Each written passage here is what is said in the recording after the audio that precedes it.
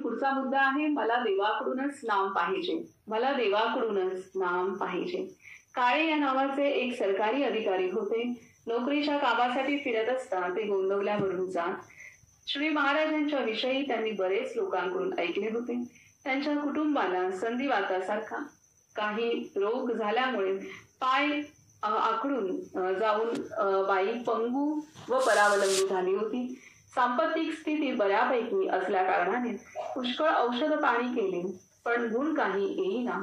म्हणून एकदा काळे सहकुटुंब श्री महाराजांच्या दर्शनाला आले. नेहमीच्या पद्धतीप्रमाणे श्री महाराजांनी त्यांचा फार आदर सत्कार केला आणि मुद्दाम येण्याचे कारण विचारले. काळे यांनी आपल्या बायकोच्या रोगाची सर्व हकीकत सांगितली. तेव्हा श्री महाराजांनी तिला बरे वाटेल असे आश्वासन देऊन एका काढ्याची औषधे सांगितली. त्या औषधांपैकी एक औषध तेथे कोणासच माहीत नव्हते, म्हणून काळे यांनी श्री महाराजांना तसे विचारले. त्यावर श्री महाराज लगेच म्हणाले, त्यात काय आहे, ते औषध वाटेचा वाटसरू सांगेल. काळे गप्प बसले. नंतर काही वेळाने परत जाण्यास ते टांग्यात बसले. तेव्हा त्या बाईंना श्री महाराज बोलले, माय पुन्हा याल तेव्हा आपल्या पायांनी चालत याल. पुढे टांगा 2-3 मैलांवर गेल्यावर एक कुणबी रस्त्याच्या मधून चालत असलेला आढळला. टांगेवाल्याने त्याला हटकले तरी तो लवकर बाजूला होईना, म्हणून टांगा थांबला. इतक्यात तो जवळ आला. त्याने त्या औषधाचे दुसरे नाव सांगितले, ते कोठे मिळेल हे सांगितले आणि आपण आपल्या वाटेने चालता झाला. हा प्रकार पाहून श्री महाराजांच्या प्रत्येक शब्दाला काय किंमत असते याची थोडीशी कल्पना काळे यांना आली. काही दिवस काढा घेतल्यानंतर त्यांच्या बायकोचे पाय सुकले आणि पुन्हा ती बाई गोंदवल्यास आली. तेव्हा आपले पायाने चालत जाऊन तिने श्री महाराजांच्या पायावर डोके ठेवले. काळे यांचा स्वभाव जरा तापट व वाद विवादप्रिय होता. श्री महाराजांशी त्यांचा परिचय वाढल्यानंतर त्यांच्याबरोबर अनेक प्रश्नावर काळे वाद घालीत आणि एखादे वेळी ते जर गप्प बसले तर श्री महाराज मुद्दाम त्यांना डिवचून वादाला प्रवृत्त करीत. बरेच दिवस गेल्यावर आपल्याला अनुग्रह व्हावा अशी इच्छा त्यांनी प्रकट केली. त्यावर श्री महाराज बोलले, पतिव्रतेचे लग्न जसे एकदाच लागते तसा अनुग्रह एकदाच व्हायचा असतो, म्हणून माणसाने त्या बाबतीत कधी घाई करू नये.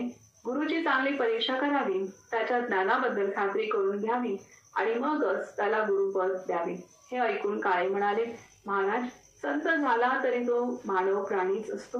मानव हा केव्हाही चुकण्याचा संभव असतो, म्हणून मला माणसाकडून अनुग्रह नकोच, मला देवाकडूनच त्याचे नाम पाहिजे. आपण तेवढी व्यवस्था करा. महाराज बोलले, राम करील तर तसेही घडेल. यानंतर 8-15 दिवस गेले आणि काळे रोज विचारू लागले. तेव्हा एक दिवस श्री महाराजांनी त्यांना स्नान करून येण्यास सांगितले. स्नान करून आल्यावर त्यांनी रामाची यथासांग पूजा केली. पूजेच्या शेवटी, रामा, तुझे नाम तूच मला दे, अशी रामाची प्रार्थना त्यांच्याकडून करून घेतली. श्री महाराजांनी एका कागदावर श्रीराम जय राम जय जय राम असा मंत्र लिहून तो कागद मारुतीच्या तोंडाला चिकटविला आणि पाया पडून आपला उजवा कान त्याच्या तोंडाला लावा असे काळे यांना सांगितले. त्यांनी मारुतीच्या तोंडाला आपला कान लावला. तेव्हा पहिली श्रीराम अशी अक्षरे स्पष्ट ऐकू आली आणि तितक्यात बाहेर काही गडबड झाल्यामुळे मंत्राच्या पुढच्या भागाचे कुजबुजणे तेवढेच ऐकू आले. देवाचे नाम त्याच्याकडूनच आपल्याला मिळाले असे समाधान त्यांना वाटले. आता हे काळे आहेत की ज्यांच्या पत्नीला श्री महाराजांनी त्यांचे पाय जखडले होते आणि औषधोपचार करूनही उपयोग होत नव्हता. त्यावेळेला आपल्या पत्नीला घेऊन काळे महाराजांकडे आलेले आहेत आणि महाराजांनी त्यांना काढा सुचवला आणि त्यानुसार काळे यांनी तो काढा तयार करून त्यांच्या पत्नीने घेतला आणि महाराजांनी जसं सांगितलं होतं की ती स्वतः पुढच्या वेळेला चालत येईल, त्यानुसार त्यांची पत्नी आणि काळे स्वतः ती पत्नी चालत गोंदवले इथे आलेली आहे आणि महाराजांच्या दर्शनाला आली आहे. एवढी अनुभूती घेऊन सुद्धा काळे हे यांना महाराजांकडून नको होता अनुग्रह, तर त्यांना अनुग्रह साक्षात देवाकडूनच हवा होता. आणि महाराजांना ते तसे त्यांनी तशी इच्छा आपली व्यक्त करून दाखवली आणि महाराजांनी सुद्धा तशी व्यवस्था केली. आणि साक्षात हनुमंताच्या मुखातून त्यांना नाम त्यांना दिलेलं आहे आणि त्यांना ते ऐकू सुद्धा आलेलं आहे. तर ही घटना आहे. म्हणजे महाराज प्रत्येक जीवाला ज्या पद्धतीने त्याची मनस्थिती असेल त्या पद्धतीने महाराजांनी त्याचा उद्धार करण्याचा आणि त्याला अनुग्रह देण्याची व्यवस्था महाराजांनी केलेली आहे. जसा पिंड त्यानुसार महाराजांनी त्याची समजूत घातलेली आहे आणि त्याला नामाला लावलेला आहे. तर आईकडे एखाद्या आईला जशी 3-4 मुलं किंवा 2-4 मुलं असतात, तर त्यावेळेला प्रत्येक मुलाची आवडी-निवडीनुसार ती त्याला वाढवत असते. त्याच प्रकारे जणू काही महाराजांच्या समोर जे जे व्यक्ती येत होते त्या व्यक्तीचा पिंड कसा आहे, त्याच्या पिंडाला काय रुचेल आणि काय समजेल आणि कोणती भाषा समजेल, आणि यानुसार महाराजांनी त्याला नाम देण्याची व्यवस्था केलेली होती. आणि त्यानुसार महाराजांनी नामाची महती प्रत्येक जीवाला समजून त्यांच्या मनावरती ती बिंबवली होती. हे इथे या सर्वच घटनांमधनं आपल्याला दिसते. आता पुढचा मुद्दा आहे, भाऊसाहेब तुम्ही इकडे कुठे? भाऊसाहेब तुम्ही इकडे कुठे? गदगजवळ यावंगल या नावाचे एक लहान गाव आहे. गदगजवळ यावंगल या नावाचे एक लहान गाव आहे. तेथे शिवदीक्षित नावाचे एक फार भाविक आणि निष्ठावंत असे श्री महाराजांचे शिष्य राहत असत. श्री महाराजांना आपल्या गावी येण्याचे ते नेहमी आमंत्रण करीत. सन 1901 साली श्री ब्रह्मानंदांनीही त्यांना रामनवमीस बेलधडीला येण्याची विनंती केली. म्हणून त्या वर्षीच्या एप्रिल महिन्यात श्री महाराज कर्नाटकात गेले. श्री ब्रह्मानंद गदग येथे बरीच वर्षे राहिलेले होते. त्यांच्या वैराग्यामुळे, तपश्चर्येमुळे आणि ब्रह्मनिष्ठेमुळे कर्नाटकातील सर्व लोकांचे मनात त्यांच्याविषयी फार आदर होता. श्री ब्रह्मानंदांचे गुरुदेव येणार म्हणून त्यांना सामोरे जाण्यासाठी गदग मधील मोठे वकील, डॉक्टर, सरकारी अधिकारी वगैरे स्टेशनवर हजर होते. श्री महाराज संध्याकाळी 7 वाजता हुबळीहून येणाऱ्या गाडीने आले. तेथील प्रसिद्ध वकील जनार्दन पंत आठवले यांच्या घरी उतरण्याची सोय केली होती. श्री महाराज तेथे गेले. दिवाणखान्यात गादी घालून आसन तयार केले होते. त्यावर श्री महाराज टेकून बसले. त्यांच्या समोर डाव्या उजव्या बाजूला गदग मधील बडी मंडळी बसली. श्री भाऊसाहेब केतकर त्यावेळी तेथे सरकारी अधिकारी असल्याने तेही हजर होते. श्री महाराजांच्या उजव्या बाजूला अगदी समोर ते बसले होते. सर्व मंडळी बसून 5 मिनिटे झाली असतील. इतक्यात श्री महाराज भाऊसाहेबांच्याकडे वळून म्हणाले, भाऊसाहेब तुम्ही इकडे कुठे? भाऊसाहेब मनात चरकले. त्यांना वाटले आपण तर यांना कधी भेटलेलो नाही, पण हे तर घरगुती ओळख दाखवत आहे. श्री महाराज म्हणाले, भाऊसाहेब आपल्याला भेटून 25 वर्षे झाली. तुम्ही मागे गोंदवल्यास येत होता. तुमच्या बरोबर स्वयंपाकाच्या सामानाची एक पेटी असे. मी तुमच्या बरोबर एकदा मसवडला आलो होतो आणि पुढे पंढरपूरला गेलो. मी तिथे जो रमलो तो 9 महिन्यांनी परत आलो. पण तुम्ही रोज गीता वाचता काय? भाऊसाहेब म्हणाले, होय बहुतेक वाचतो. तेव्हा श्री महाराज बोलले, म्हणूनच इतक्या वर्षांनी पुन्हा आपली भेट झाली. इतकी जुनी ओळख निघाल्यावर भाऊसाहेबांना फार आनंद झाला. दुसरे दिवशी सकाळी भाऊसाहेब आले व म्हणाले, आता सर्वांच्या पेक्षा माझाच हक्क आपल्यावर जास्त आहे. आपण सर्व मंडळींसह माझ्या घरी चलावे. त्यावर श्री महाराज म्हणाले, भाऊसाहेब मी आलो असतो, पण या मंडळींनी मला येथे आणले आहे. त्यांच्याकडे राहणेच योग्य आहे. परत जाताना मी तुमच्याकडे येईन. श्री महाराज नंतर बेलधडीला जाऊन रामनवमी करून परत गदगला भाऊसाहेबांकडे आले. 4 दिवस तेथे मुक्काम केला. हनुमान जयंती तेथेच झाली. त्या दिवशी श्री ब्रह्मानंदांनी कीर्तन केले. श्री महाराजांच्या बरोबर सुमारे 100 मंडळी होती. ज्या सरकारी बंगल्यात भाऊसाहेब राहत असत त्याच्या अंगणात मोठा मांडव घातला होता. त्यावेळी बंगल्यात विहीर खणायची होती. त्याची पहिली कुदळ श्री महाराजांनी मारली. त्या विहिरीला उत्तम पाणी लागले. गावातले लोक अजून तेथून पाणी नेतात. वयाच्या 50व्या वर्षी झालेल्या या पुनर्भेटीला उद्देशून भाऊसाहेब म्हणाले, अहो काय सांगू तुम्हाला, हरवलेली आई भेटल्यावर मुलाला जसे होते तसे मला झाले. आमचे नवरा बायकोचे एकदम ठरले की आता महाराजांच्याकडेच जाऊन राहायचे. महाराज सांगतील तसे वागायचे. त्यामुळे पेन्शन घेतल्यावर काय करावे ही अडचण मुळी राहिलीच नाही. गदगहून श्री महाराज यावंगल येथे गेले. यावंगल हे खेडेगाव असले तरी शिवदीक्षितांच्या खटपटीने तेथे दत्त मंदिराची स्थापना श्री महाराजांच्या हाती झाली. 4 दिवस पुष्कळ अन्नदान झाले. मंदिरास पाणी मिळावे म्हणून एक विहीर खणली होती, पण पाणी खोल असल्यामुळे ती खोदण्यास बराच खर्च आला आणि इतका खर्च करून देखील तिचे पाणी मचूळ लागले. एक दिवस सकाळी दीक्षितांनी प्रार्थना केली की महाराज आपण एक वेळ विहीर बघा, तिचे पाणी मचूळ आहे. यावर श्री महाराज बोलले, असे कसे होईल? भगवंताच्या पायांपाशी खारे पाणी कसे लागेल?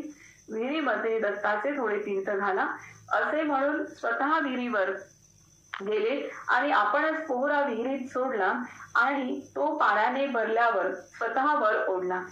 इतर लोक ओढू लागले तेव्हा त्यांना बाजूला सारले. पोहरा वर आल्यावर स्वतः एक चूळ भरली व म्हणाले, पहा पाणी गोड आहे. सर्वांनी चव घेऊन पाहिली तर पाणी खरोखरच गोड होते. त्यावेळेपासून विहिरीचे पाणी गोड झाले. यावंगलहून परत गदगला आल्यावर सर्व मंडळी भाऊसाहेबांच्याकडे उतरली. त्यांचा बंगला गावाबाहेर असून तेथे जागाही प्रशस्त होती. श्री महाराज 100 मंडळी बरोबर घेऊन 8 दिवस तेथे राहिले. नंतर तेथून ते कर्नाटकामध्ये पुढे गेले. तर अशा रीतीने भाऊसाहेब हे जेव्हा त्यांना महाराजांना अनुग्रह झाल्यानंतर तुकामाईंनी सांगितल्यानुसार महाराजांनी नैमिषारण्यात एकांतात साधना केली आणि त्यानंतर भारतातील सर्वच तीर्थांच्या ठिकाणी जाऊन महाराजांनी साधना केली आणि तेथील लोकांचा उद्धारही केला.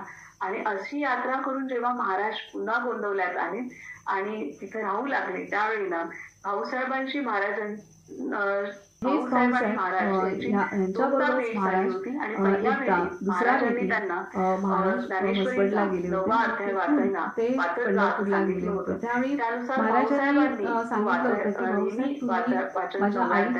परवानगी घ्या तुमच्या सोबत मला घेऊन जाण्यासाठी. तेव्हा त्यांच्या आईने म्हणजे गीताबाईंनी भाऊसाहेबांना सांगितलं होतं की हा एकदा गेला की 9 वर्षांनी आलेला आहे, त्यामुळे तुम्ही मला खात्री देत असाल की हा परत वेळेवर येईल तरच तुम्ही त्याला घेऊन जा. आणि तरी असं सांगून त्यांनी महाराजांना भाऊसाहेबांबरोबर मसवडला पाठवलं होतं. तरी सुद्धा महाराज मसवडहून पंढरपूरला गेले आहेत आणि तिथून मग महाराज 9 महिन्यानंतर ते गोंदवल्यात आले. तर ह्या घटना भाऊसाहेबांच्या संदर्भातली महाराजांनी आठवण करून दिल्या होत्या. आणि ही 25 वर्षानंतर महाराजांची आणि भाऊसाहेबांची भेट झाली होती. तर अशी आणि हे भाऊसाहेब केतकर त्यांच्या निवृत्तीनंतर सेवानिवृत्तीनंतर पती पत्नी दोघांनीही ठरवलं की आता आपण महाराजांच्या इथे जाऊन पुढील आयुष्य राम नामामध्ये व्यतीत करायचं. आता पुढील मुद्दा आहे प्रत्यक्ष मारुती आहेत. प्रत्यक्ष मारुती आहेत.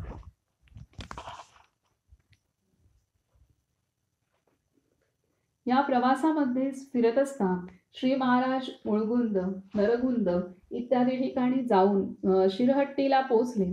तेथून सर्व मंडळी कुच्ची येथे गेली. ज्यांच्या घरी श्री महाराज उतरले होते तेथे एक प्रकारचा उत्सव सुरू झाला. रोज हजारो लोक दर्शनास येऊन जात. रोज अनेकांच्या अनेक शंका निवारण करणे झाले. त्याबरोबरच कोणाची बाधा, कोणाचा रोग, कोणाच्या मुलीचे भांडण, कोणाची झालेली चोरी कोणाच्या प्रपंचाची विस्कटलेली घडी, कोणाला मूलबाळ न होणे, या व अशा प्रकारच्या सांसारिक आपत्तींवर भगवंताच्या नावाचा उपाय श्री महाराज प्रत्येकाला मोठ्या खुबीने सांगत असत आणि प्रत्येक जण समाधान पावून जात असे. तेथे कृष्णाजी पंत भागवत या नावाचे एक हुशार व चिकित्सक गृहस्थ राहत होते. त्यांचे मत असे होते की सध्या हे कलियुग आहे. या युगामध्ये माणसे इंद्रियाधीन राहणार, म्हणून खरे वैराग्य आढळणार नाही. वैराग्याच्या अभावी कोणीही साधू बनणे शक्य नसल्यामुळे या कालामध्ये एकही खरा भगवत भक्त आढळणार नाही. जिकडे तिकडे भोंदूपणा, धूर्तपणा, स्वार्थ आणि पैशाचा लोभ दृष्टीस पडेल. श्री महाराज कुच्चीस येण्याच्या अगोदरपासून त्यांच्या साधुत्वाची कीर्ती कृष्णाजी पंतांच्या कानावर आलेली होती. ते तेथे आल्यानंतर त्यांच्या साधुत्वाची परीक्षा पाहण्याचे पंतांनी ठरवले. 3 दिवस पंत श्री महाराजांच्याकडे येऊन मुकाट्याने एका कोपऱ्यात बसत आणि श्री महाराज बोलतात कसे, चालतात कसे, कोणत्या लोकांना काय सांगतात, स्वतः काय खातात इत्यादी गोष्टी अगदी बारीक नजरेने पाहत. 3 दिवस त्यांना असे दिसले की श्री महाराज सारख्या प्रपंचाच्याच गोष्टी बोलत असून ज्ञानाच्या किंवा वैराग्याच्या किंवा योग साधनाच्या विषयी सर्वस्वी उदासीन दिसतात. मग मात्र पंत चिडले आणि त्यांनी मंत्रविद्या साध्य करून घेतली असावी आणि वशीकरणाचा प्रयोग करून इतके लोक आपल्या मागे लावून घेतले असले पाहिजेत, हे काही खरे साधू नव्हेत, अशी दृढ कल्पना बांधून ते पुढे सरसावले आणि श्री महाराजांना म्हणाले, अहो, हे काय चालवले आहेत? लोकांना उगीच का आपल्या नादी लावता? गोड गोड खाऊन दोन उंटांना भार सहन होईल इतका हा देह पुष्ट झाला आहे. तुमच्याजवळ काय साधुत्व आहे ते दाखवा, नाहीतर हा बोंधूपणा सोडून द्या. पंतांचे हे सडेतोड भाषण ऐकून श्री महाराजांना आनंद झाला व ते म्हणाले, वा रे वा, फार छान. तुम्हाला पाहून मला खरे बरे वाटले. तुमच्यासारखा खरा परीक्षावंत पाहिजे. माझ्याजवळ जे आहे ते तुम्हाला दाखवले तर तुम्ही मला काय द्याल? पंतांनी उत्तर दिले, माझ्या मनाचे समाधान झाले तर माझा देह आपल्या चरणी अर्पण करेल. श्री महाराज नुसते बरे म्हणाले व त्या दिवशीचा संवाद संपून पंत घरी गेले. दुसऱ्या दिवशी सकाळी पंत दिसले नाहीत म्हणून श्री महाराजांनी त्यांना मुद्दाम बोलावणे पाठविले. पंतांना डोकेदुखीची जुनी व्यथा होती. मधून मधून त्यांना तिचा त्रास होत असे. श्री महाराजांचे बोलावणे आले त्यावेळी त्यांचा कपाळ शूळ उठलेला होता, म्हणून त्यांनी येण्याचे नाकारले. परंतु फार आग्रह झाल्यामुळे होय नाही करता करता पंत श्री महाराजांच्याकडे गेले. त्यांना येण्यास उशीर होण्याचे कारण विचारता श्री महाराजांना त्यांच्या कपाळ शूळाची वार्ता कळली. तेव्हा त्यांनी पंतांच्या कपाळावरून प्रेमाने हात फिरविला आणि त्यांचे कपाळ दुखणे थांबले.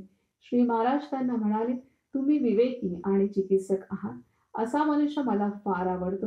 आता पुन्हा प्रचिती आली ना? यावर पंतांनी उत्तर दिले, छे छे, ही कसली प्रचिती? तुमच्याजवळ काही मंत्रतंत्र असेल, यात कसले साधुत्व?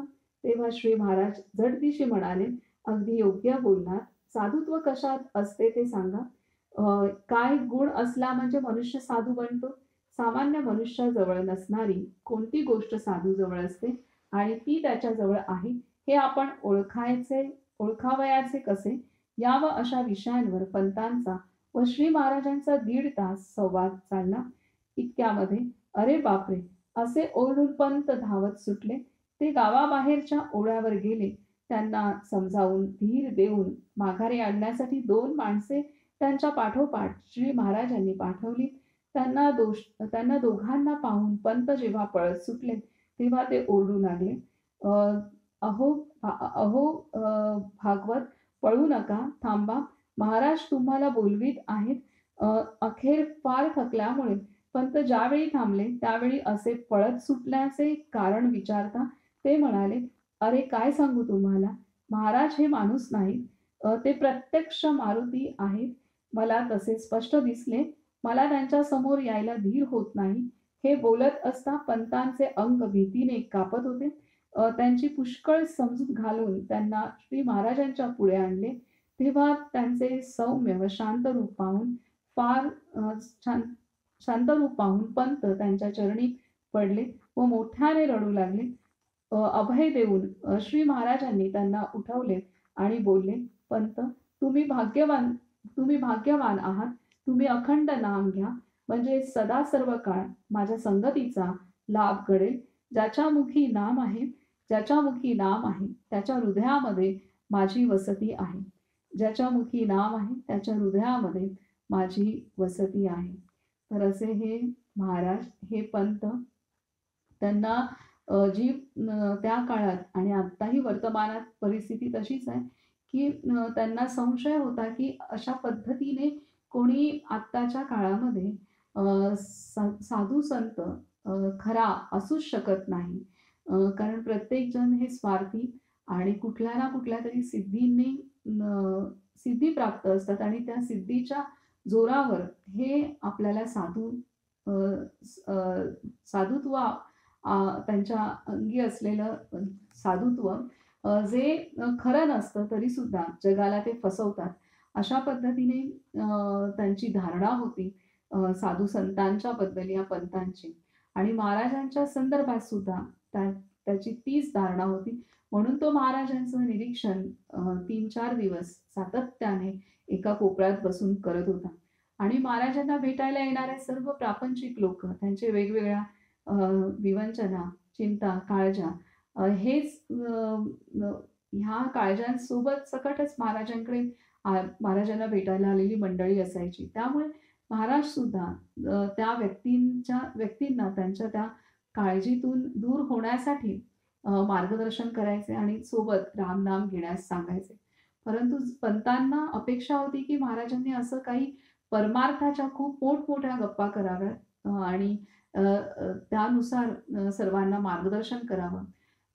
परंतु महाराजांनी जे साधक समोर येत आहेत, त्यांच्या काय आवश्यकता आहे, त्यांच्या काय उणीवा आहेत, त्यानुसार महाराज मार्गदर्शन करत होते. हे त्यामुळे पंतांना महाराजांच्या श्रेष्ठत्वाची मुळीच कल्पना आली नाही आणि ते महाराजांना अद्वा काहीही बोलले. अगदी महाराजांचं महाराज असे जे धष्टपुष्ट आहेत, त्याबद्दल सुद्धा महाराजांचं त्यांनी खाणं पिणं सुद्धा काढलं. तर अशा पद्धतीने अत्यंत पान उतारा महाराजांचा त्यांनी केलाय. तरी सुद्धा महाराज जाणून होते की पंत हे महाराजांची परीक्षा करत आहे. त्यामुळे महाराजांना आतून पंतांचा हेतू कळला होता आणि त्यामुळे ते पंतांना सांगतायत की मला तर खरं आनंद झालाय की कोण माझ्यावरती असंच उगाच श्रद्धा न ठेवता परीक्षा करून माझी परीक्षा करत आहे. तर हा आनंद महाराजांना झालेला होता आणि त्यानुसार महाराज त्यांच्याशी संवाद साधतायत आणि बरेच प्रश्न पंतांच्या मनात होते, त्याची उत्तरं महाराज देत आहेत. आणि तो 1.5-2 तासाचा संवाद चालू असता पंत मधनंच उठून धावत पळत सुटलेत घाबरून. आणि तेव्हा त्यांना ते कारण विचारलं असता त्यांनी सांगितलं की महाराज हे प्रत्यक्ष मारुतीचे अवतार आहेत, मारुती आहेत. आता पंतांशी जेव्हा संवाद चालू असेल तेव्हा महाराजांनी त्यांना मारुती रूपामध्ये नक्कीच दर्शन दिलेलं असणार आहे. बोलता बोलता महाराजांनी ते रूप दाखवलं असणार आहे. आणि त्यामुळे तो घाबरून तिथून पळतच सुटला होता आणि महाराजांनीच त्याला पुन्हा बोलवण्यासाठी पाठवलं. तो पुन्हा महाराजांना भेटला आणि तेव्हा महाराजांनी त्याला प्रेमाने अनुग्रह दिला आणि त्यांना सांगितलं की आपण भाग्यवंत आहात. आणि खरंच ते भाग्यवंत आहेत, कारण त्यांना महाराजांच्या ठायी असलेलं मारुतीचा अवताराची साक्षात दर्शन झालं या पंतांना. तर त्यामुळे ते भाग्यवंत नक्कीच आहेत. आता तर अशा पद्धतीने महाराज प्रत्येकाला त्याच्या अंतरी असलेल्या सर्व शंका कुशंकांचं निरसन करून महाराज त्यांचा उद्धार करत होते. कोणत्याही आत्तापर्यंतच्या सर्व प्रसंगात महाराजांनी इतका अपमान, अवहेलना आणि पाणउतारा सहन केलेला आहे. तरी सुद्धा महाराजांनी स्थिर बुद्धीने आणि शांत मनाने प्रत्येकाला त्याच्या मनामध्ये असलेला जो गोंधळ किलमिश आहे ते दूर करून नामालाच लावलेला आहे. कुठेही असं महाराजांनी त्यांचा समतोल कुठेही ढासळलेला नाही आहे आणि आपल्या संतांचा तो ढासळत नसतोच. परंतु ह्या प्रत्यक्ष आचरणातून आपणाला त्यांनी ते शिकवलंही आहे. पुढे सांगतायत की हा तर रामदास हनुमान, हा तर रामदास हनुमान. काळभोवा या नावाचे एक मोठे सत्पुरुष पुण्यात ओंकारेश्वरी राहत असत. देशपांडे नावाचे श्री महाराजांचे एक शिष्य नुकतेच गोंदवल्याहून पुण्यास परत आले होते. ते काळभोवांच्या दर्शनास गेले. त्यांना नमस्कार करून ते समोर बसले. तेव्हा बोवांनी नदीकडे पाहून बोलण्यास आरंभ केला. कोरेगाव स्टेशनवर उतरल्यापासून थेट गोंदवल्यापर्यंतच्या रस्त्याचे वर्णन झाले. नंतर श्री राम मंदिराचे वर्णन करून बाबा म्हणाले, आता पहा, हे काळभोवा या नावाचे एक मोठे सत्पुरुष पुण्यात ओंकारेश्वरी राहत असत. आता हे पुण्यात राहत आहेत. देशपांडे नावाचे श्री महाराजांचे एक शिष्य नुकतेच गोंदवल्याहून पुण्यास परत आले होते. ते काळभोवांच्या दर्शनाला गेले. त्यांना नमस्कार करून ते समोर बसले. तेव्हा बोवांनी नदीकडे पाहून बोलण्यास आरंभ केला. कोरेगाव स्टेशनला उतरल्यापासून थेट गोंदवल्यापर्यंतच्या रस्त्याचे वर्णन झाले. नंतर श्री राम मंदिराचे वर्णन करून बोवा म्हणाले, रामरायाच्या डाव्या बाजूला एक अगदी लहान खोली आहे. रामरायाच्या डाव्या बाजूला एक अगदी लहान खोली आहे. अरे बापरे, खोलीमध्ये पलंगावर केवढे माकड बसले आहे. असे बोलून त्यांनी नमस्कार केला व पुढे बोलण्याचे थांबले. काळभोवांचे एक शिष्य पुण्यामध्ये असत. त्यांना देशपांड्यांनी फोटो दाखवला असता ते एकदम म्हणाले, हा तर रामदास हनुमान, त्यांना सोडू नका, त्यात तुमचे कल्याण आहे. तर आता इथे पुन्हा एक घटना पुष्टी, एक मोठे संत आहेत काळभोवा, तर ते सुद्धा श्री महाराजांना पुण्यात बसले असता महाराज ज्यांचं वर्णन ते किंवा महाराज त्यांना सुद्धा हनुमान अवतारातच महाराजांचं दर्शन होत आहे किंवा महाराज हनुमान आहेत. रामदास हनुमान हे त्यांचं सुद्धा त्यांनी सुद्धा ते जाणलेलं होतं आणि त्यामुळे ते सांगतायत की हा तर रामदास हनुमान, त्यांना सोडू नका, त्यात तुमचे कल्याण आहे. तर ही दुसरी घटना की जिथं महाराज हे मारुतीचे अवतार आहेत, हनुमान आहेत, प्रत्यक्ष अशी पुष्टी देणाऱ्या ह्या दोन घटना आहेत. पुढे सांगते, आणि हेच भाऊसाहेब यांच्याबरोबरच महाराज एकदा दुसऱ्या भेटीत महाराज मसवडला गेले होते आणि तिथून ते पंढरपूरला गेले होते. त्यावेळी महाराजांनी सांगितलं होतं की भाऊसाहेब, तुम्ही माझ्या आईची परवानगी घ्या तुमच्यासोबत मला घेऊन जाण्यासाठी. तेव्हा त्यांच्या आईने म्हणजे गीताबाईंनी भाऊसाहेबांना सांगितलं होतं की हा एकदा गेला की 9 वर्षांनी आलेला आहे, त्यामुळे तुम्ही मला खात्री देत असाल की हा परत वेळेवर येईल तरच तुम्ही त्याला घेऊन जा. आणि तरी असं सांगून त्यांनी महाराजांना भाऊसाहेबांबरोबर मसवडला पाठवलं होतं. तरी सुद्धा महाराज मसवडहून पंढरपूरला गेले आहेत आणि तिथून मग महाराज 9 महिन्यानंतर ते गोंदवल्यात आले. तर ह्या घटना भाऊसाहेबांच्या संदर्भातली महाराजांनी आठवण करून दिल्या तरीही, आणि ही 25 वर्षानंतर महाराजांची आणि भाऊसाहेबांची भेट झाली होती.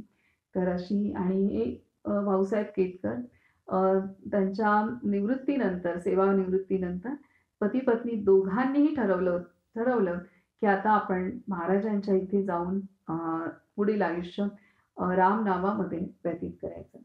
आता पुढील मुद्दा आहे, प्रत्यक्ष मारुती आहेत. प्रत्यक्ष मारुती आहेत.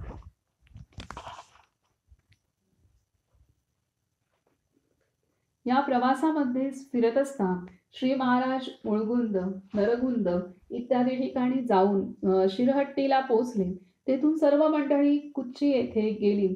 ज्यांच्या घरी श्री महाराज उतरले होते तेथे एक प्रकारचा उत्सव सुरू झाला. रोज हजारो लोक दर्शनास येऊन जात. रोज अनेकांच्या अनेक शंका निवारण करणे चाले.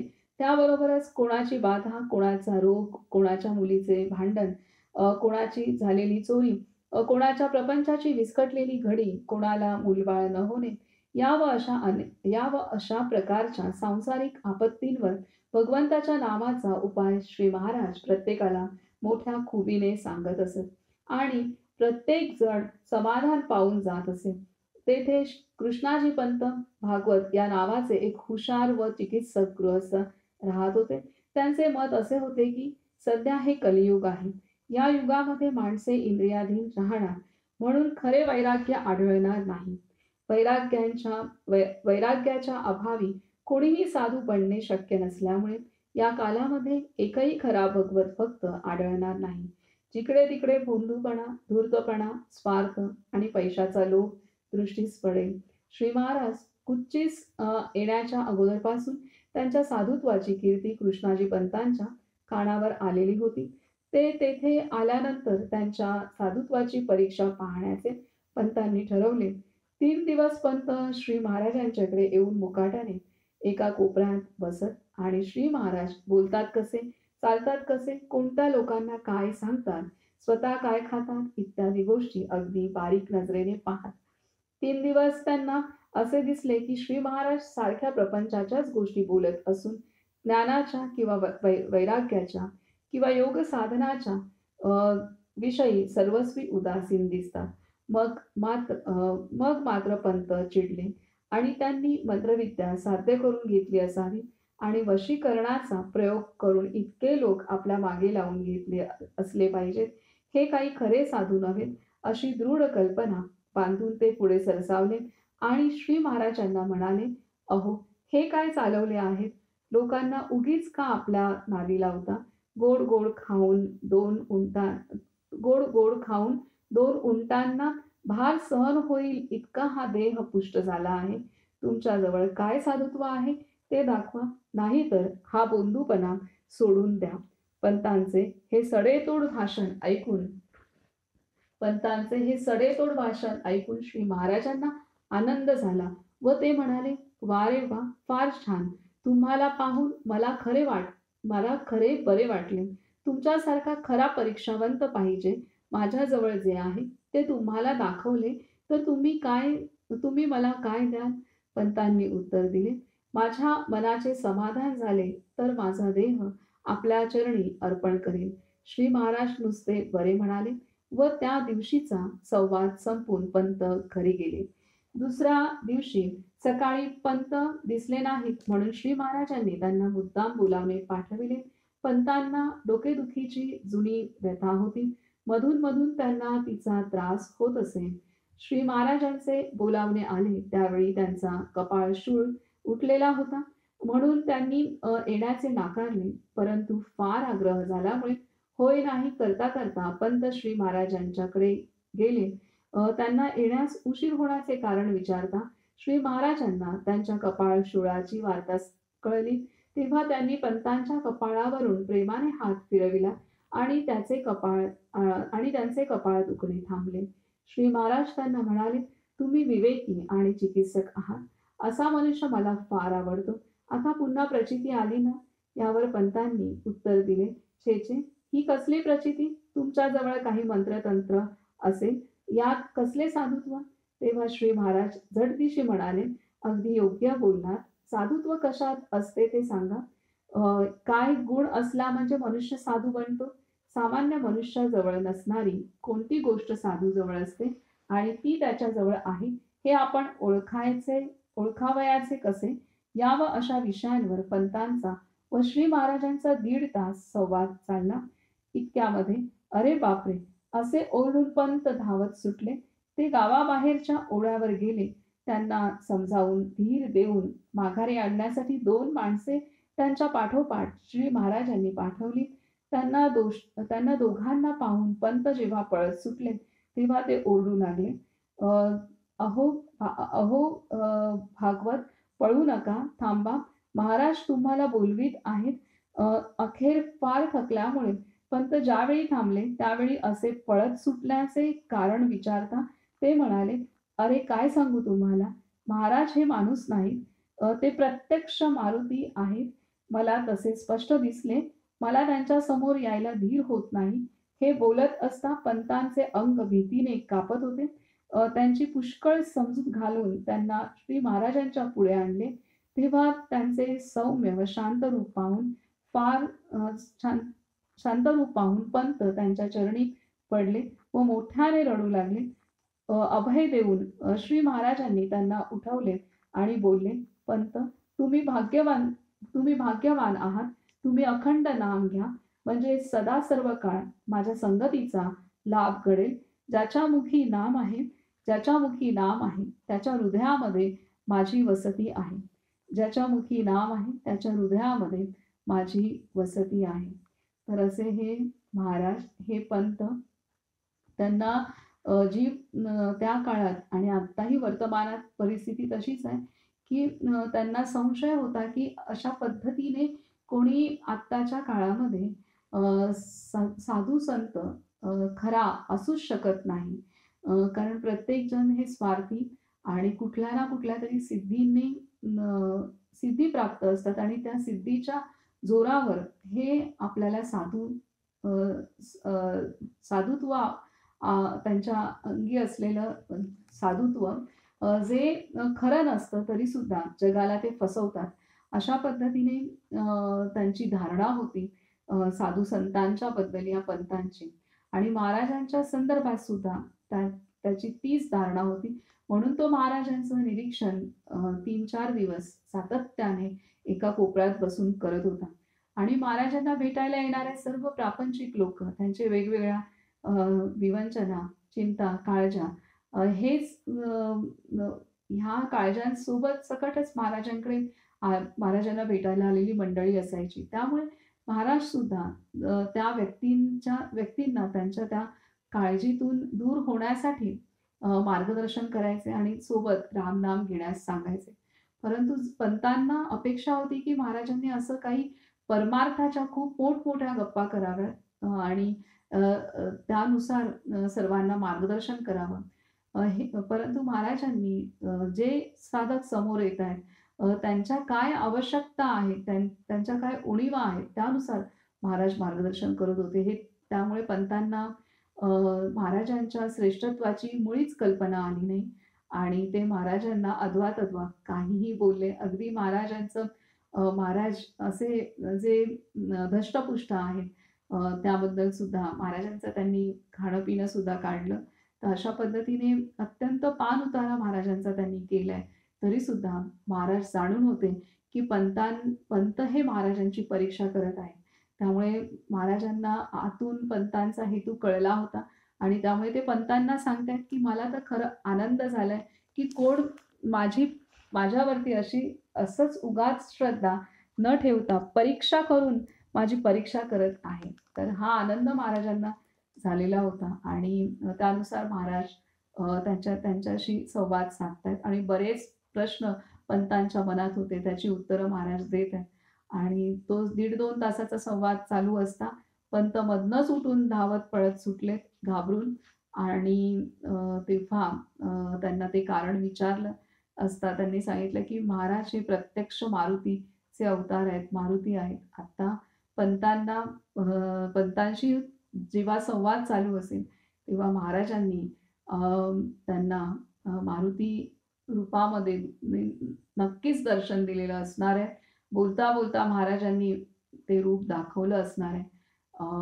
आणि त्यामुळे तो घाबरून तिथून पळतच सुटला होता आणि महाराजांनीच त्याला पुन्हा बोलवण्यासाठी पाठवलं. तो पुन्हा महाराजांना भेटला आणि तेव्हा महाराजांनी त्याला प्रेमाने अनुग्रह दिला आणि अ, त्यांना सांगितलं, की "आपण भाग्यवंत आहात." आणि खरंच ते भाग्यवंत आहेत. कारण त्यांना महाराजांच्या ठायी असलेलं अ, मारुतीचा अवताराची साक्षात दर्शन झालं या पंतांना. तर त्यामुळे ते भाग्यवंत नक्कीच आहेत. आता तर अशा पद्धतीने महाराज प्रत्येकाला त्याच्या अंतरी असलेल्या सर्व शंका कुशंकांचं निरसन करून महाराज त्यांना त्यांचा उद्धार करत होते.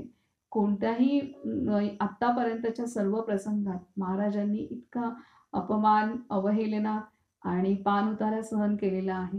तरीसुद्धा महाराजांनी स्थिर बुद्धीने आणि शांत मनाने प्रत्येकाला त्याच्या मनामध्ये असलेला जो गोंधळ, किलबिश आहे, ते दूर करून नामालाच लावलेला आहे.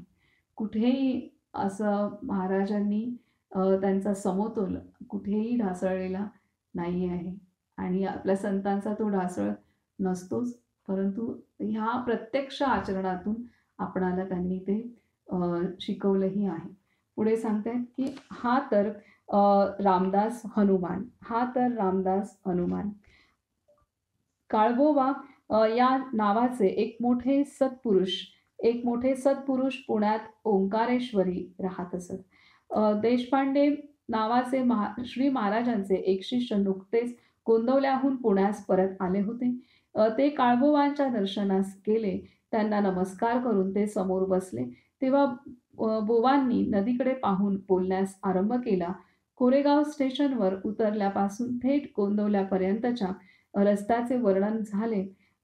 नंतर श्रीराम मंदिराचे वर्णन करून बाबा म्हणाले, आता पहा, हे काळभोवा या नावाचे एक मोठे सत्पुरुष पुण्यात ओंकारेश्वरी राहत असत. आता हे पुण्यात राहत आहेत.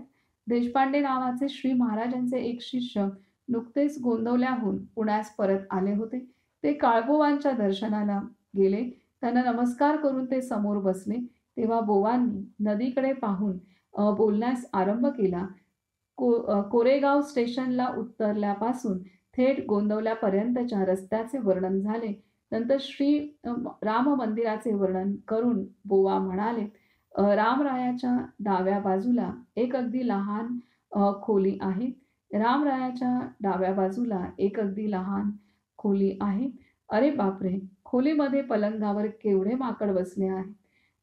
असे बोलून त्यांनी नमस्कार केला व पुढे बोलण्याचे थांबले. काळभोवांचे एक शिष्य पुण्यामध्ये असत. त्यांना देशपांड्यांनी फोटो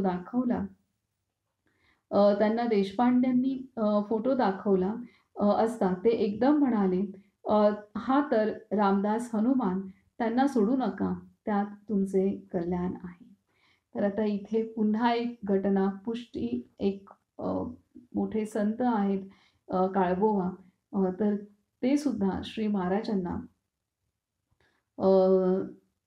पुण्यात बसले असता महाराज ज्यांचं वर्णन ते किंवा महाराज त्यांना सुद्धा हनुमान अवतारातच महाराजांचं दर्शन होत आहे किंवा महाराज हनुमान आहेत. रामदास हनुमान हे त्यांचं सुद्धा त्यांनी सुद्धा ते जाणलेलं होतं आणि त्यामुळे ते सांगतायत की हा तर रामदास हनुमान, त्यांना सोडू नका, त्यात तुमचे कल्याण आहे.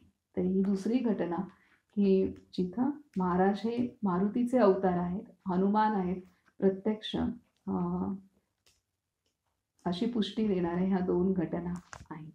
पुढे सांगतात, श्री महाराज आणि लोकमान्य टिळक. पुण्यात श्री महाराजांची पुष्कळ मंडळी असल्यामुळे ते बरेच वेळा पुण्यात येत. श्री महाराजांचा व लोकमान्य टिळकांचा निकट परिचय होता. श्री महाराज पुण्यास आले म्हणजे लोकमान्य 1 रुपया व नारळ घेऊन न चुकता त्यांना भेटण्यास येत. त्यांचे बोलणे बहुधा एकांतात होत असे. श्री महाराज फक्त एकदाच गायकवाड वाड्यामध्ये रात्री 10 वाजल्यानंतर एक मनुष्य बरोबर घेऊन गेले होते. त्या दिवशी बरेच बोलणे होऊन रात्री 1 वाजून गेल्यावर ते परत आले. एकदा लोकमान्य श्री महाराजांना भेटून गेल्यावर श्री महाराज बरोबरच्या मंडळींना म्हणाले, हा पुरुष मोठ्या जबरशक्तीचा आहे. हा आपल्या धर्माचा आचार आणखी थोडा पाळील तर जगाचे जास्त कल्याण करेल. तरी पण मला तो फार पसंत आहे. यावर एकाने विचारले, महाराज, त्यांच्याजवळ कोणते गुण आहेत म्हणून ते आपल्याला इतके आवडतात? श्री महाराजांनी लगेच उत्तर दिले, अत्यंत नीतिमान, अत्यंत निर्भय, अत्यंत निस्वार्थी आणि भगवंतावर अत्यंत निष्ठा या गुणांमुळे मला ते फार प्रिय आहेत. लोकमान्य अ, श्री महाराजांना एकदा म्हणाले, "आपण राजकारणात का पडत नाही? आपल्यासारख्यांच्या हातून फार मोठे काम होईल." तेव्हा श्री महाराजांनी त्यांना उत्तर दिले, "प्रारब्धाचा सिद्धांत जरी क्षणभर बाजूला ठेवला, तरी हे अध्यात्म राजकारणापेक्षा अधिक नाही तरी निदान तितक्याच योग्यतेचे आहे हे तुम्हीच कबूल करता. माझे जीवन मी अध्यात्माला वाहिलेले आहे, म्हणून तुम्ही तुमचे काम करा, मी माझे काम करतो." प्रोफेसर जिन्सीवाले हे त्या काळचे एक मोठे विद्वान असून लोकमान्यांचे परमस्नेही होते. दोघांचाही वेद वाङ्मयाचा अभ्यास गहन असून दोघांचेही वेदांविषयी योग्य प्रेम होते. परंतु एका बाबतीत त्या दोघांचा मतभेद होता. जिन्सीवाले म्हणत की वेद हे पौरुषेय आहेत आणि टिळक म्हणत की वेद हे अपौरुषेय आहेत. या वादाचा निकाल लागेना म्हणून दोघेही एकदा श्री महाराजांच्याकडे आले.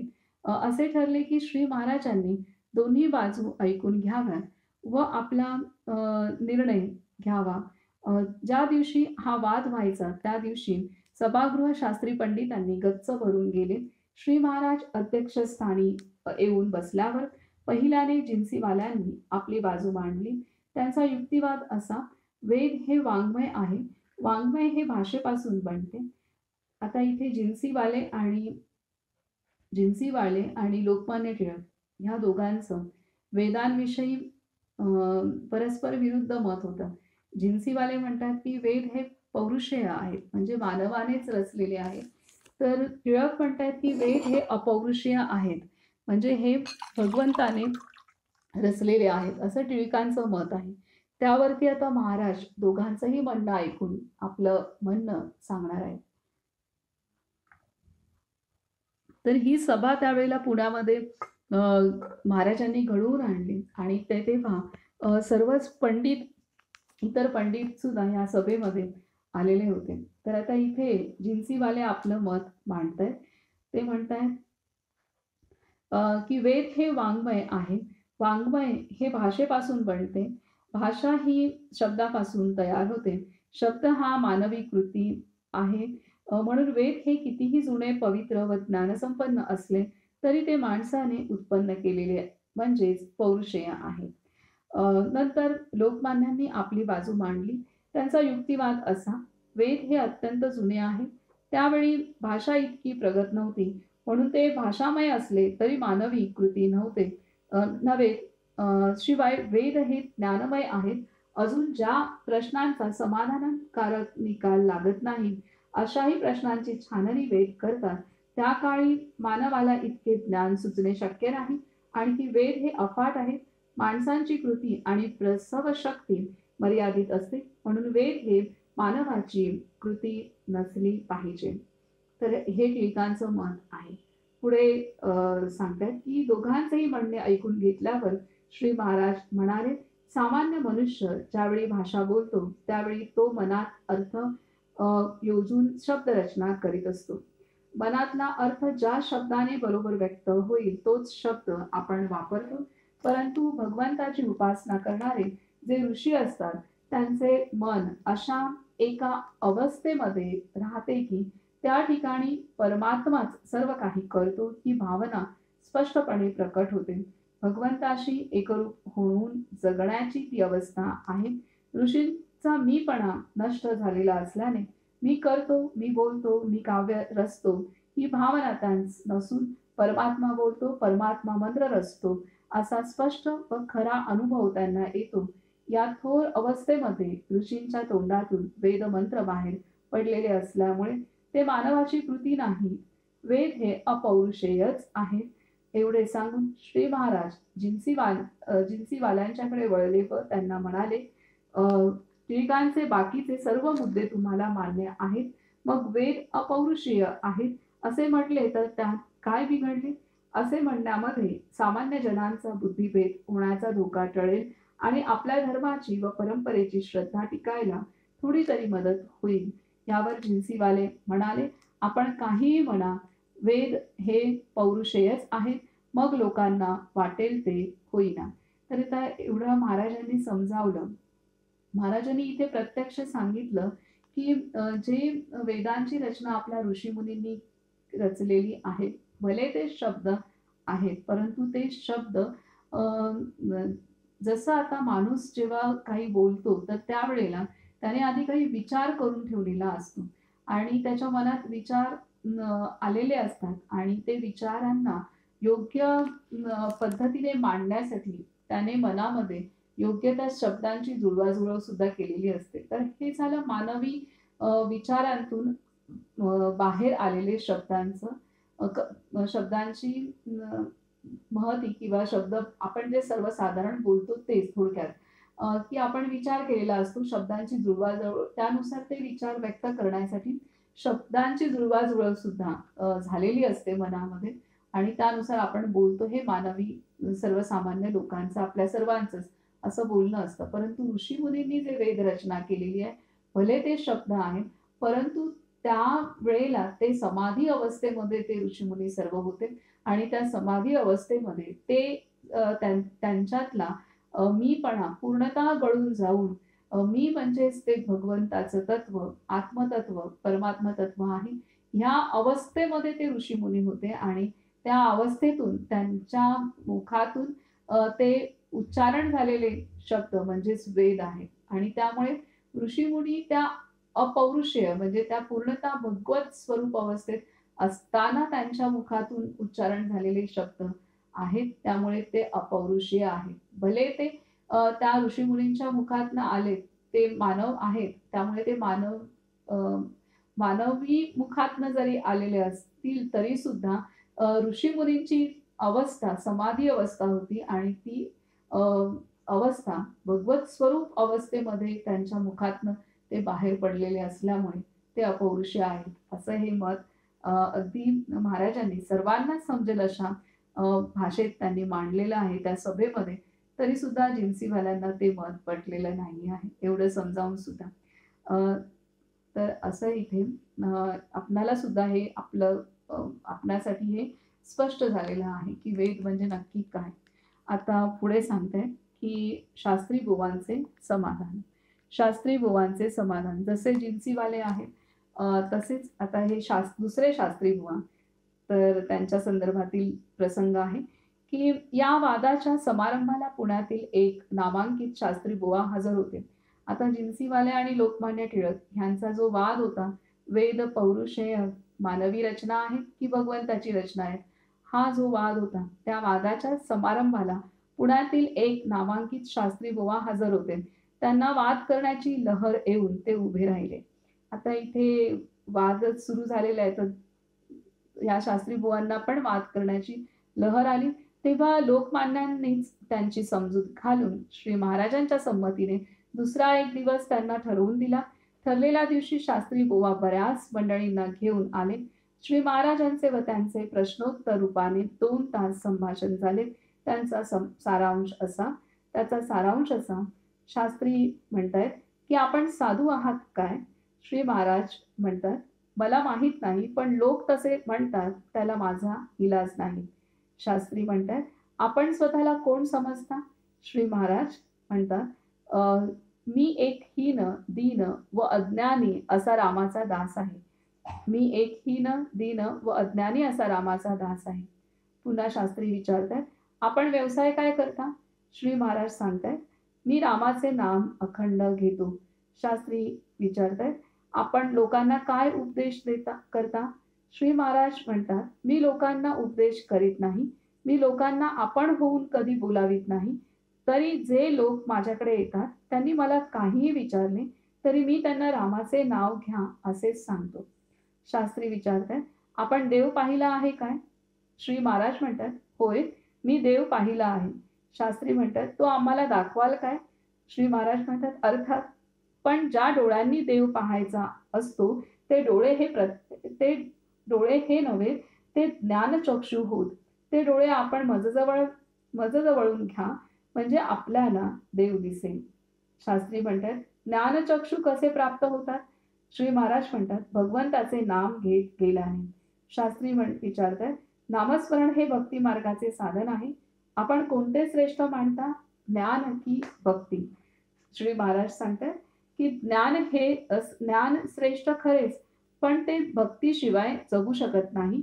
कारण भगवंताहून कधी विभक्त नसतो, तो भक्त होय. आणि ज्ञानामध्ये भगवंताशी एकरूपत्व असते.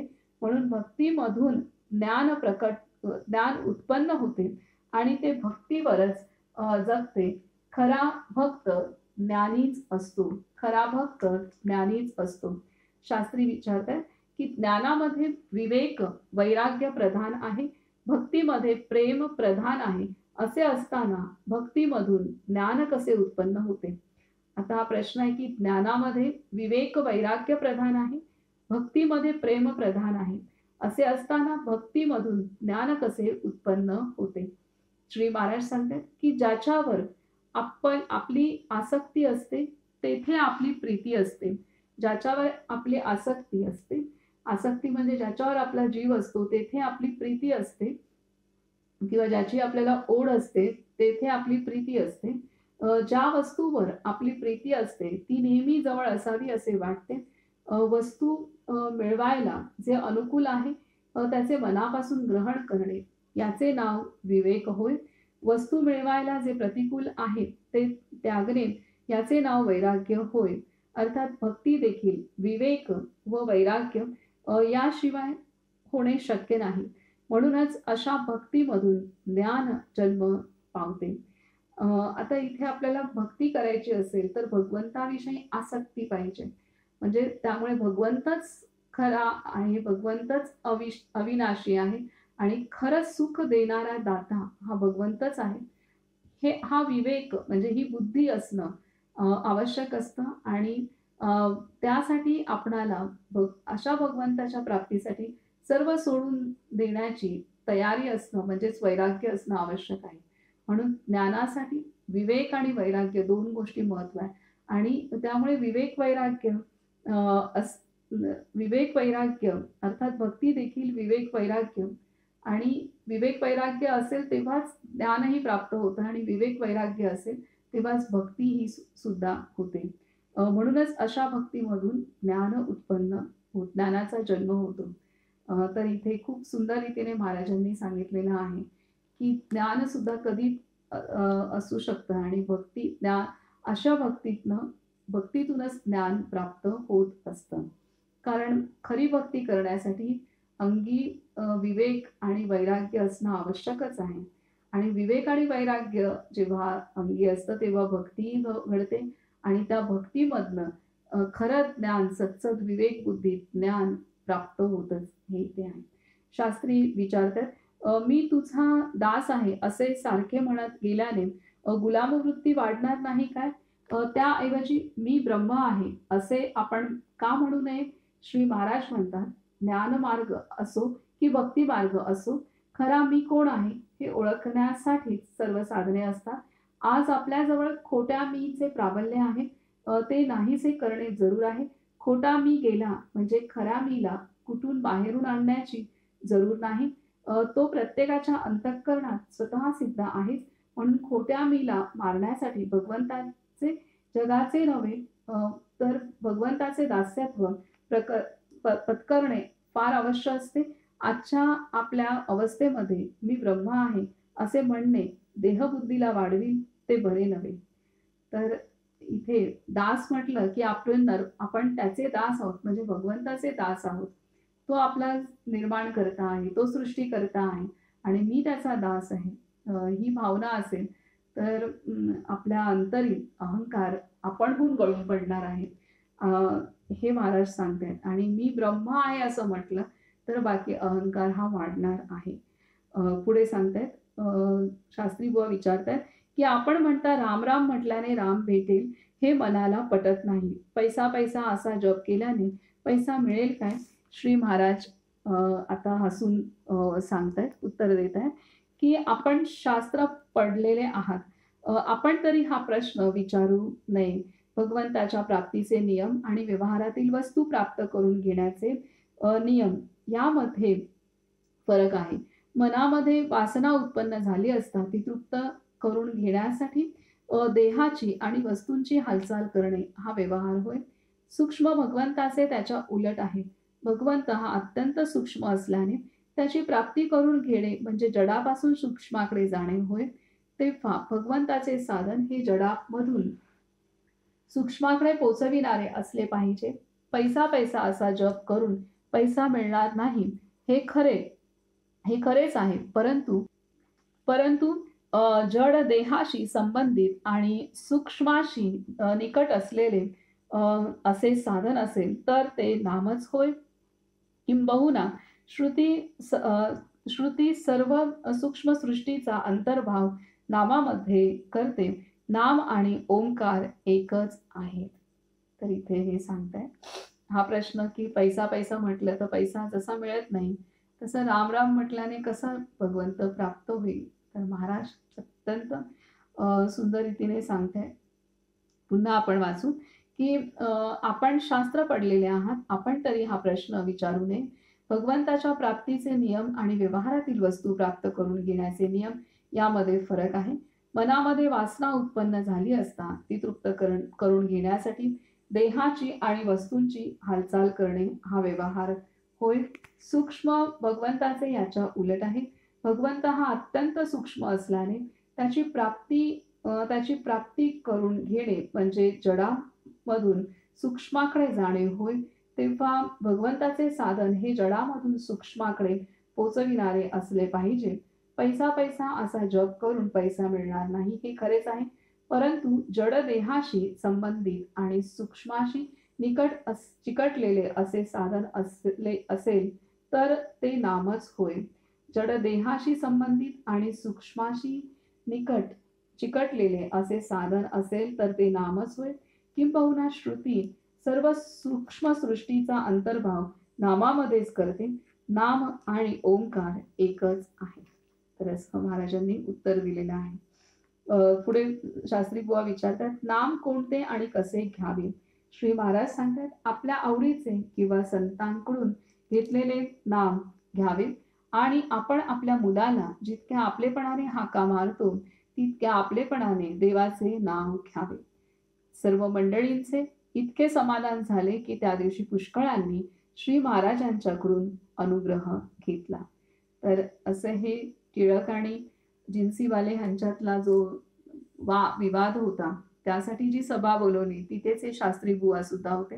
त्यांच्या अंतरी सुद्धा इतके सारे प्रश्न होते. त्यामुळे टिळकांनी या शास्त्री बुवांसाठी वेगळी सभा दुसऱ्या दिवशी बोलावली होती आणि त्यावेळेला त्यांच्या मनातील सर्व शंकांचं निरसन हे श्री महाराजांनी केलं आणि ते ऐकून जमलेल्या सर्वांचं समाधान झालेलं आहे आणि जमलेल्या मंडळींपैकी अनेकांनी महाराजांकडून त्यावेळी नाम घेतलेलं आहे आणि अनेकांचा अनुग्रह त्यावेळी झालेला आहे. तर अशा रीतीने इथे या घटना आहेत. इथे आपण आता थांबूया.